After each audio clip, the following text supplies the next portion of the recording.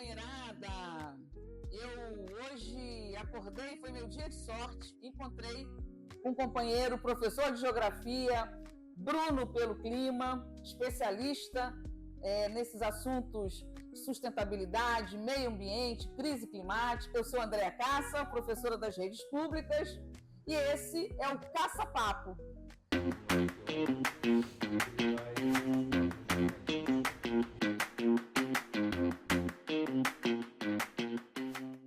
Fala aí, Bruno, o que você acha que é essa crise climática que a gente tem ouvido falar, do calor intenso, inundação no sul, seca no Amazonas? Parece que o planeta está em crise, né? Primeiro, obrigado pelo teu convite para estar aqui na tua casa, tomar um cafezinho.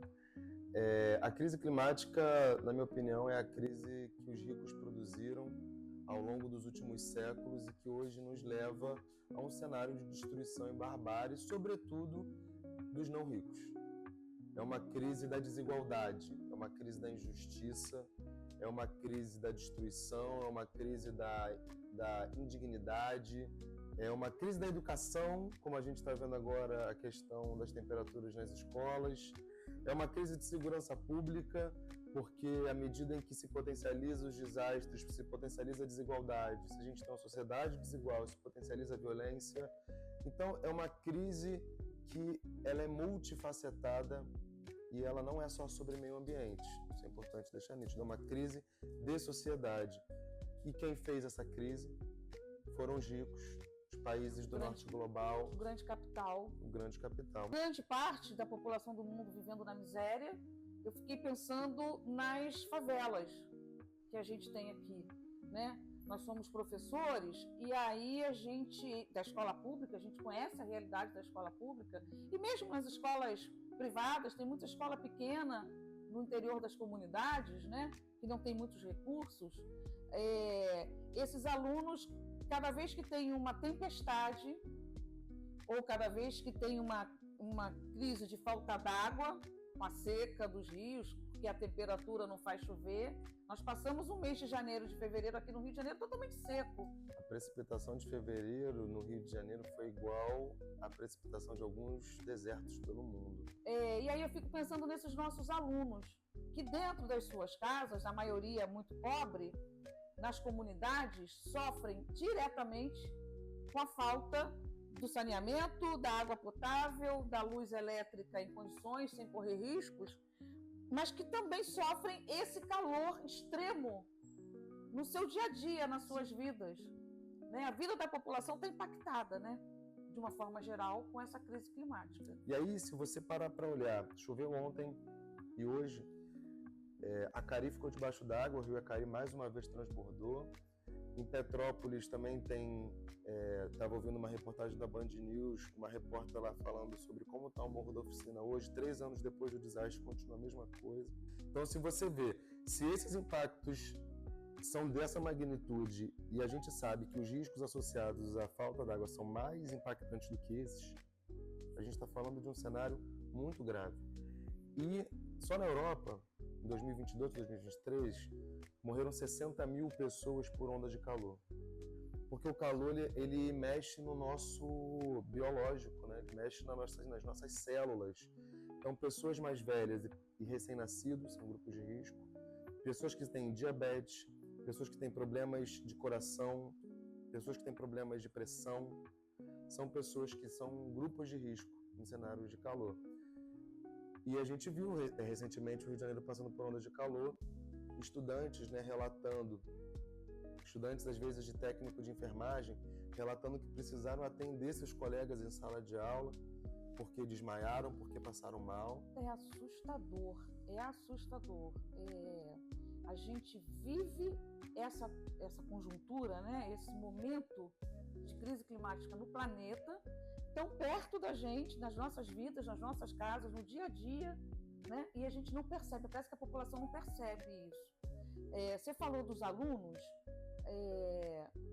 e eu queria trazer isso para dentro da escola. Desde 2014, aqui na cidade do Rio de Janeiro, ou 2011, já não me lembro, 2011, 2014, foi aprovada na rede municipal do Rio uma lei que obriga a prefeitura a climatizar as escolas. Nós temos 1.550 escolas. Ano passado, antes dessas ondas de calor chegarem, mas já muito quente, né? Em algumas audiências públicas na Câmara de Vereadores, nós cobramos muito do secretário municipal de educação a climatização das escolas do município do Rio. Ao mesmo tempo, as escolas do estado, no estado inteiro, nós temos 1.550 unidades escolares no Rio de Janeiro e próximo a isso no estado também, no estado inteiro, nos 92 municípios. E aí, nós cobramos muito do secretário, e ele falava assim, nossas escolas estão 90% climatizadas. E aí nós começamos a fazer visitas às escolas e vimos o seguinte, muitas tinham ar-condicionado instalado em todas as salas. Muitas tinham ar-condicionado nas caixas esperando para instalar, já comprado. Muitas sem nenhum ar-condicionado. Mas os 90% que ele diz que estavam climatizados, grande parte, a grande maioria, se não os 90% das escolas, sem rede elétrica sequer para comportar os aparelhos de ar-condicionado. Ou seja, nós passamos o ano de 2024, desde o início, cobrando essa climatização e vendo alunos passando mal, crianças pequenas até os adolescentes do ensino fundamental e até de EJA no noturno, muitos de EJA no noturno, as escolas com forno, as cozinhas escolares passam dos 60 graus, os profissionais de educação, os professores com problemas graves de saúde, adoecendo também por conta do calor intenso nas salas de aula. Os alunos não se concentram, os alunos não conseguem resistir. Como se concentrar? Como render? É isso que eu queria que você colocasse um pouquinho para a gente. Acho que antes de entrar na educação, as estruturas que a gente construiu, que a nossa sociedade construiu até hoje, elas precisam ser totalmente repensadas. As cidades precisam ser repensadas, inclusive se a gente quer continuar vivendo em cidades. No sentido de que a cidade ela sequestra energia de outros territórios, né? A cidade é como um parasita de outros territórios, porque a gente não produz a água que a gente consome dentro da cidade, ela vem de outro lugar. A energia que a gente consome aqui não vem daqui, não é produzida aqui dentro, ela vem de outro lugar. A comida que a gente consome aqui até pode ser produzida na região periurbana, mas não vem dessa grande cidade, precisa vir de outro território. Então a cidade ela sequestra energia de outros lugares. E aí, ela constrói estruturas, e a escola é uma dessas estruturas que não foram pensadas para lidar com os eventos climáticos extremos previstos nos próximos anos. E muitas vezes as escolas, como os hospitais são também, são os locos que o Estado tem que são mais bem distribuídos pelo território, né? E por isso as escolas muitas vezes são utilizadas como pontos de apoio em enchentes, alagamentos, como pontos de abrigo, como pontos de doação. Então a vida escolar é impactada pela crise climática de diversas formas. Seja na vida de um estudante que, porque alagou a rua dele, encheu a rua dele ou desmoronou o morro onde ele mora, ele não vai ter acesso, não vai conseguir ir até a escola, seja porque alguém da família dele sofreu, seja porque ele perdeu tudo da sua casa, seja porque a sala se tornou uma airfryer, seja porque a própria escola dele alagou. Então, eu acho que todas as infraestruturas que a gente tem na nossa sociedade hoje precisam ser repensadas, inclusive a escola, porque se a gente não oferecer condições térmicas confortáveis para os estudantes, esse vai ser mais um elemento de evasão escolar. Expulsão dos alunos, é exatamente isso, né? Quando a gente fala em garantir o acesso e a permanência, a gente tem que garantir a permanência também numa infraestrutura de qualidade que dê algum conforto para que os nossos estudantes, repito, sejam eles crianças, jovens ou adultos, possam desenvolver as suas potencialidades com qualidade, né, com prazer, querendo estar dentro da escola. E uma das soluções que eu achei mais bizarras do governo do estado diante dessa crise na educação por conta do calor foi uma saída fácil, que é, beleza, tá calor, não quer ficar na sala, então beleza, vai ser liberado mais cedo. Ou seja, a redução da carga horária como política de enfrentamento à crise climática. Ou seja, o aluno está cheio de calor e ainda sem direito à educação.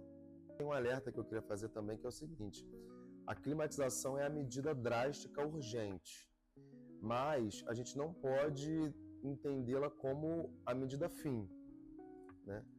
Porque a climatização, pela climatização, ou seja, a instalação de ar-condicionado nas escolas, aumenta o consumo de energia geral. E não lida com o que causa o problema. Na verdade, potencializa o problema, a crise climática. Então, acho que a climatização é uma medida urgente, mas ela precisa vir acompanhada de uma série de outras medidas. Vou citar duas dessas outras medidas. A primeira é a transição energética das escolas.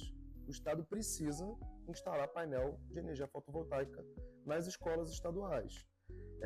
Pode também ser outros métodos de energia, por exemplo, a energia do vento. Não existe só aquela tecnologia das turbinas enormes, existem outros tipos de turbina que podem ser instaladas em locais menores.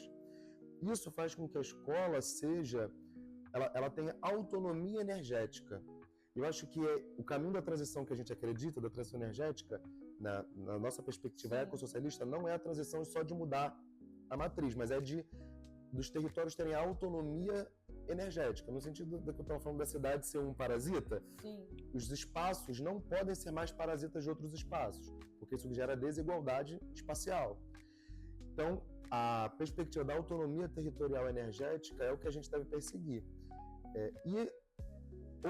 A outra medida que eu ia citar é uma renaturalização da escola, é uma regeneração ecológica da escola. É o quê?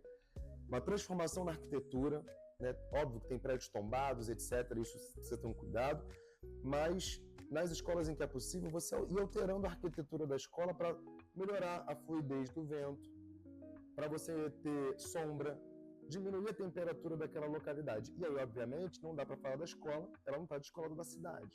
Então é preciso que no entorno da escola a gente tenha, ela seja arborizada, as ruas sejam arborizadas. Os bairros, né? E aí a gente vai falar da vida do estudante. A vida do estudante, que ele mora, onde ele mora, precisa ser arborizada. Ou seja, a luta pela climatização, ela é uma luta aqui na escola, mas ela fala sobre um modo de se viver diferente, que a gente precisa construir. Falta conscientização, né? E falando nisso, falta conscientização também das nossas comunidades para cobrar esse tipo de mudança na estrutura da urbanização. Exato. Né? No processo, quando o governante, as câmaras legislativas, quando elas pensam um projeto de urbanização, quando elas pensam um projeto de arruamento urbano, né? Uma intervenção urbanística numa área, numa comunidade, tem que ser pensada já com essas preocupações, com essa mudança de mentalidade. Eu queria que você colocasse um pouco isso, né? Porque nas escolas também não tem uma educação, um projeto pedagógico contínuo, não está nas cadeiras de biologia, de ciências, de artes, de história, de geografia, né? Eu não vejo um envolvimento no projeto político-pedagógico em alguma coisa, ou não tem uma matriz curricular, né, que leve para dentro da escola esse debate. Eu acho que isso falta também dentro das escolas, né? A luta pela educação climática tem sido uma luta enfrentada assim, em diversas câmaras legislativas e assembleias legislativas pelo país, mas eu alertaria que já existe a lei da educação ambiental. Sim. E a educação ambiental, a lei da educação ambiental, ela deveria dar conta, porque se a gente hiperespecializa a crise climática, o risco é da gente falar de transição energética. Vamos então alterar a matriz de produção de energia. Beleza, vamos e alteramos. Só que se você for pegar as indústrias eólicas, por exemplo, no Ceará, elas estão causando um impacto brutal nas comunidades, com barulho das turbinas. Esse barulho dizem que é insuportável. E não só isso, com deslocamento de pessoas forçado, porque as aves não passam mais, as pessoas perdem sua sociabilidade, enfim, tem diversos impactos associados a essa transição energética. Então, se a gente hiperespecializa na luta climática, a gente esquece que a crise climática ela é uma crise dentro de um outro conjunto de crises ecossistêmicas. A gente tem, por exemplo, a crise da biodiversidade, a gente tem a crise do ciclo do fósforo e do nitrogênio, a gente tem a crise, diversas crises, né, ecológicas, e que a gente não tem como... Se a gente hiperespecializa a crise climática na educação, num projeto político-pedagógico, a gente abriria precedente para esquecendo esses outros... interfaces da crise. Então, o que o Celso fala é, beleza, queremos falar sobre uma educação específica para a questão climática, porque é a questão urgente? Podemos, mas aí vamos chamar, então, de uma educação ambiental para a crise climática, uma educação ambiental para o clima, porque o que a gente tem visto nesses movimentos de reconhecer a crise climática como algo importante, portanto, precisamos debater isso na escola, a gente tem visto que a maioria da galera que vai fazer essa discussão, ela esquece das outras crises, esquece que existe uma lei de educação ambiental. Porque é um problema macro, né? Você não pode tratar das particularidades sem você ter um projeto macro para a sociedade, Exato. De vida, né? De sobrevivência. É isso, né? Exato. É uma pena a gente ter pouco tempo. Vou te convidar para um programa do Podcast. Eu acho importante a gente continuar fazendo esse debate e aonde a gente puder chegar com esse debate, com essas informações. Eu sou leiga, sou professora de história, mas totalmente me sinto leiga nessa questão da crise climática. Eu sei que ela existe, eu sei que ela é um fruto do capital, do grande capital mundial, planetário, mas fiquei realmente impressionada com tanta informação que você trouxe que a gente não tem ideia, né, das interfaces dessa crise, onde ela está, como é que ela se produz, onde ela se localiza de fato. Né? Bom, obrigado, Cássia. Vou voltar para minha corridinha que eu estava dando. O Planeta A é um podcast sobre clima e meio ambiente. Ano passado foi o podcast sobre clima mais ouvido do Brasil, Viva. Uau! E a gente fez uma primeira temporada com 11 episódios em que a gente vai destrinchando a crise climática. E no final, a gente, para além de destrinchar a crise climática, a gente apresenta quais seriam as saídas, os caminhos para sair dessa crise. E a nossa segunda temporada vem agora em junho e julho, em que a gente vai atacar algo que a gente identificou que existe para além da crise climática, que é uma crise da imaginação. Porque é muito mais fácil a gente imaginar o fim do planeta, o fim dos tempos, a barbárie, a destruição, do que imaginar um futuro digno, bonito, justo, né? E isso impacta, inclusive, no nosso mental e faz com que a sociedade, de maneira geral, se individualize. Porque, bom, se está tudo sendo destruído, eu não vou me preocupar mais com a coletividade, vou me preocupar em me salvar. Né? Isso vai estimulando, vai impedindo que a gente se aproxime da solução, que, na minha opinião, é uma solução coletiva.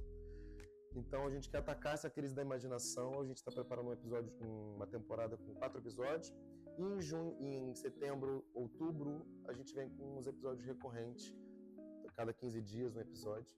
Chama a gente pra gente assistir. Com certeza. Quando estiver no ar, avisa a gente coloca lá no podcast. O seu arroba, como é, do Planeta A? @Planeta Podcast lá no Instagram. E o meu pessoal, @Bruno pelo Clima. É isso aí. Caça papo, vai ficando por aqui, esperando que tenha sido uma aula tanto pra gente como pra vocês. Valeu, companheirada! Muita luta pelo clima também por aí. Obrigada, Bruno. Eu que agradeço.